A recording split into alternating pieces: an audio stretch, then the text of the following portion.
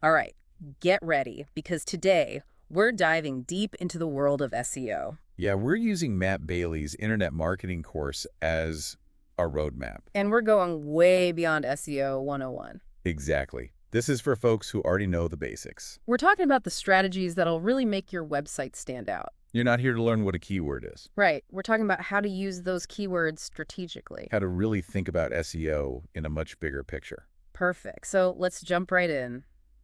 Bailey kicks things off by talking about meta descriptions. Yeah, they're easy to overlook, I know we all know they're important. but figuring out how to write a really good one can feel impossible. It's like a guessing game. Well, the key is figuring out what your users really want. User intent. Right, like someone might search for digital camera, but... They're actually looking for the best travel camera on a budget. Exactly. So we have to go deeper than just matching keywords. We need to think about all those unspoken needs that people have. Bailey actually highlights a study where they use eye tracking to see what people focus on when they look at search results. I remember that. And brand names were a huge factor. Absolutely, and that goes back to what we were saying about the semantic cloud. That idea that people have all these thoughts and associations swirling around in their heads, even if they only type in a few words. Exactly. We have to anticipate all of that and then make sure our meta descriptions actually reflect that deeper understanding. So it's kind of like we're writing a mini ad for each page on our website. Yeah, you could think about it that way. And it's speaking directly to what users really want, even if they haven't explicitly said it. And it goes beyond just attracting clicks. Oh, yeah. A good meta description can actually improve your click-through rate. Which is a good sign for search engines. Exactly. It shows that your content is relevant. Okay, let's move on to links. Links. Bailey compares them to online word of mouth. Make sense? Yeah, we link to things that we find valuable or interesting. Right, it's an endorsement. But he goes deeper than that and talks about all the different types of links. The types that matter most. Like incoming links from other websites. Those are like votes of confidence. And internal links within our own site. Those help users and search engines understand how all your content fits together. And then there's outgoing links to other reputable sites. Showing that you're part of a larger web of information. It's a whole ecosystem of links. I like that. A lot of people just get so focused on getting those incoming links. And they forget about all the rest. And that can be a big mistake. Yeah, a website with only incoming links can look kind of suspicious to search engines.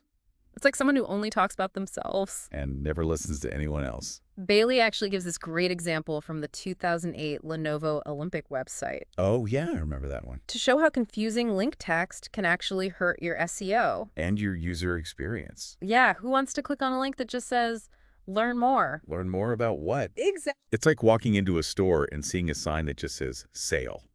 But you have no idea what's on sale. It's frustrating. So clear and descriptive anchor text is so important. Absolutely. We have to think about how those links appear visually.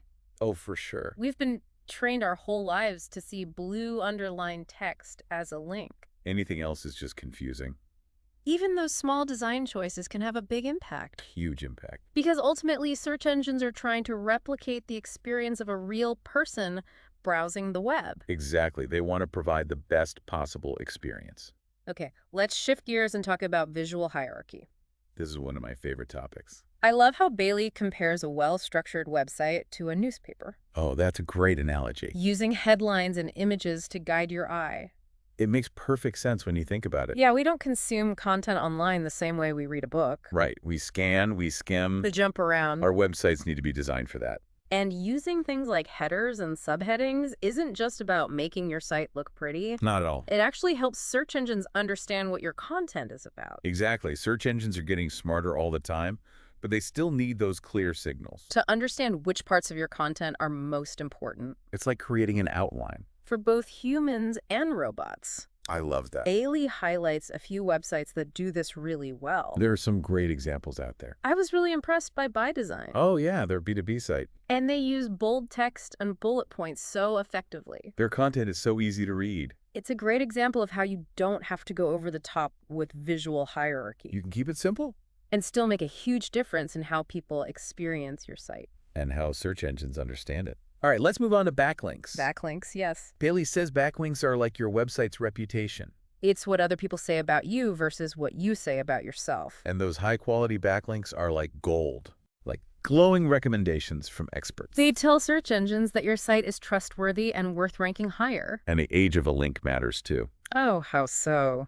A link that's been around for years shows that you've been consistently providing value. So it's not just about getting a ton of backlinks, it's about getting links from the right sources. Exactly. We'll talk more about how to get those valuable backlinks later on, But for now, just remember that they're super important for building authority. both with search engines and with your users. Perfect. Well, that wraps up our first deep dive into Matt Bailey's SEO wisdom. Make sure to tune in next time when we'll be talking all about. We'll be back. See you then.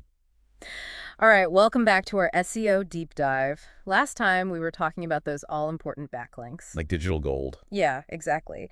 But now I'm curious how we take all of this and actually get people to take action on our websites. Ah, yes, conversions. That's the whole point, right? I mean, you could have the most beautiful website in the world, Tons of backlinks. but if nobody's actually doing anything on your site, what's the point? Totally. Bailey really stresses the importance of understanding how people actually use websites. And it's not like reading a book. Right. People scan, They skim. especially if you're on your phone. Oh, absolutely. I'm definitely guilty of that. Just looking for the key pieces of information. So it's kind of like we're skimming a newspaper. Exactly. Looking for those headlines, maybe an image or two. A few bullet points to get the main idea. If our websites are just giant walls of text, we're not doing ourselves any favors. No, we're not. And Bailey actually uses a study from the Nielsen-Norman Group to back this up, Oh, interesting. showing that people tend to scan in an F-shaped pattern. Yeah, so focusing on the top and left side of the page first, Oh, that makes sense. because that's where we're used to finding the important information. In newspapers and books and all that. And this even applies to folks using screen readers. Oh, that's a good point. They're scanning too, but they're doing it by listening to headers and links. I never thought about it that way. So it's not just about visual design, Right, it's about accessibility too. making sure our content is easy to navigate for everyone.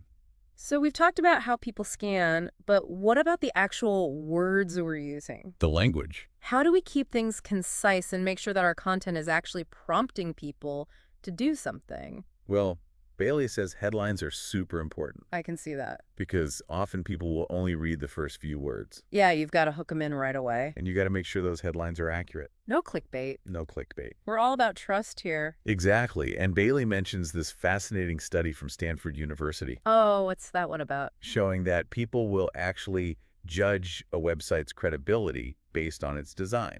Yeah, that makes sense. We make snap judgments all the time. We're visual creatures. We tend to associate a clean, professional design with trustworthiness. With expertise. Exactly. Oh, I see where you're going with this. Bailey compares different news websites. Oh, like what? CNN, the New York Times, Okay, yeah. pointing out that they all have very similar design elements. Like clear layouts. Easy to read fonts. Strong visual hierarchy. It's almost like there's a universal design language for credibility online. And then he contrasts that with this awful patent attorney website. Oh yeah, that was a train wreck. Just a mess of text and links. It makes you question their expertise immediately. Even if they might have good information to share. You just don't trust them. All right, so we've got great content. Our website looks amazing. But how do we actually get people to do something on our site? How do we get those conversions? Yes, the conversion. Bailey makes a great point that they don't happen by accident. You have to be very deliberate about it. You have to design your website with conversions in mind.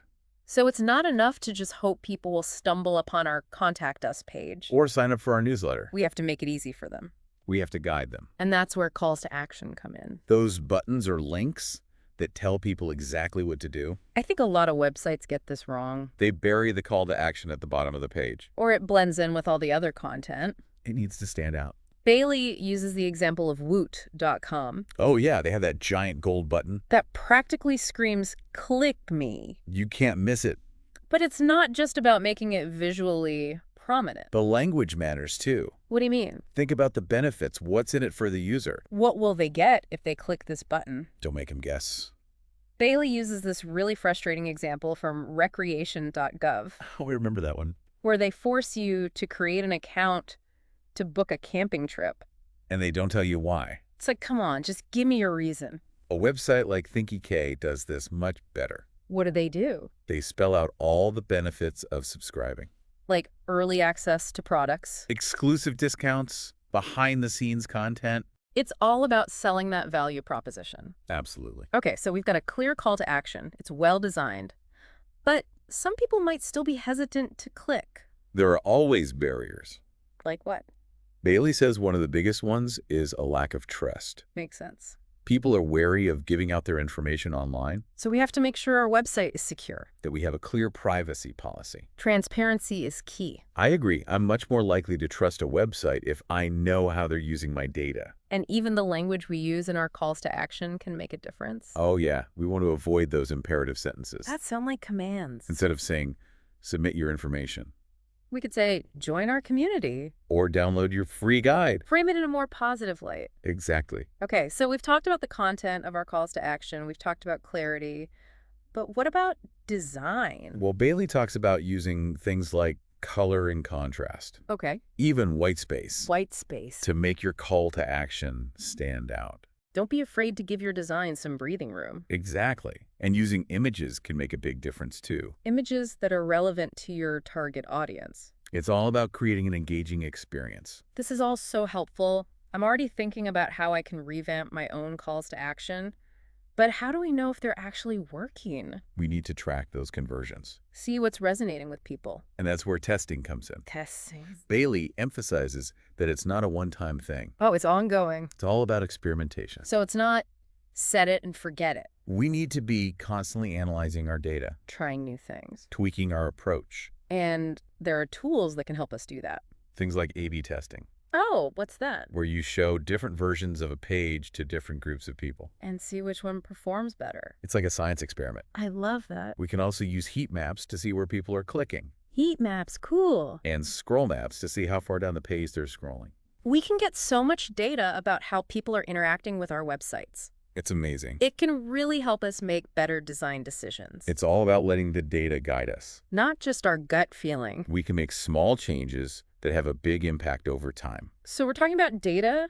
How do we know if our messaging is actually hitting the mark? Our taglines, our headlines, those benefit statements we work so hard on. Are they actually connecting with people? Bailey's a big fan of getting feedback Feedback from users. directly from your customers. How do we do that? Send out surveys, Okay, run polls, got it. look at social media. See what people are saying. He uses this interesting example from Freedom Health. What do they do? They sell health products for horses. For horses, okay. And they were trying to educate their audience about equine digestion. Sounds complicated. It was, and people were getting overwhelmed. So what did they do?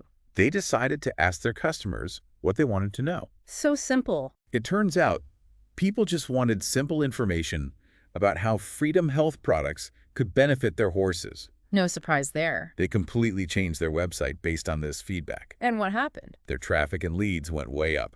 Wow, just from asking. Sometimes we overthink things. Okay, one last question before we wrap up this part of our SEO journey.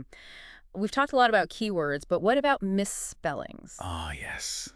The dreaded misspellings. Do we need to optimize for all the different variations? Bailey says it depends. On what? Check your analytics to see if people are actually searching for those misspellings. So look at the data. Don't just assume you need to target every possible variation. And if we do decide to go after a misspelling, Make sure you're doing it in a way that doesn't hurt your credibility. like what would that look like? You could create a separate landing page for the misspelling and then redirect people to your main page. So you're meeting people where they are, but also guiding them to the right information. Exactly. And remember, things are always changing online. The algorithms. The best practices. It's important to stay up to date. We're all lifelong learners.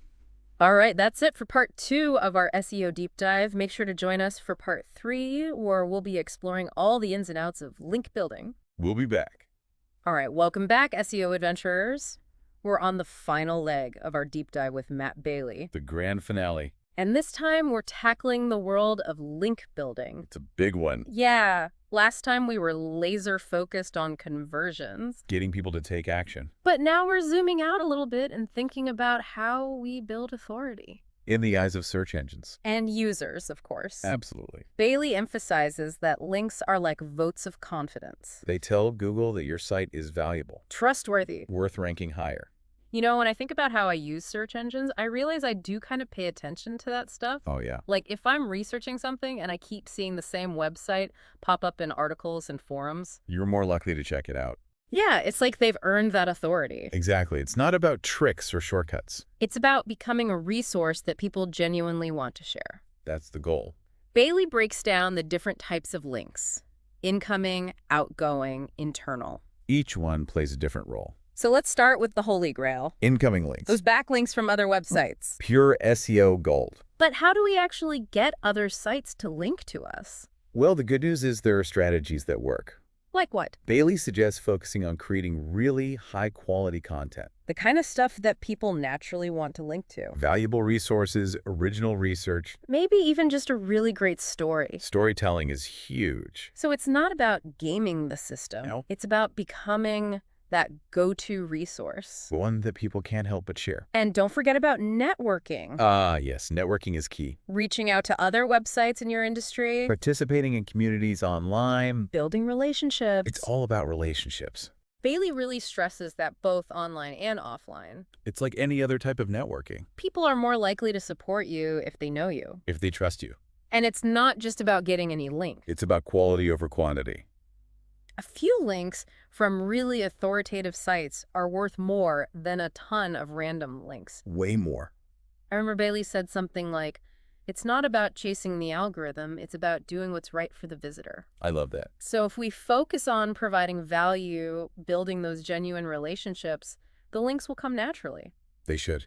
Okay, what about outgoing links? From our site to others. I know some people are afraid to link out, especially to competitors. I know, right? But Bailey seems to think it's actually a good thing. It is a good thing. Why is that? It shows that you're part of the conversation. That you're engaged with your industry? Like a good conversationalist, you listen, you share. I love that analogy. A lot of websites want to hoard all the information for themselves. But it makes them look less trustworthy. Exactly. Don't be afraid to link to your competitors.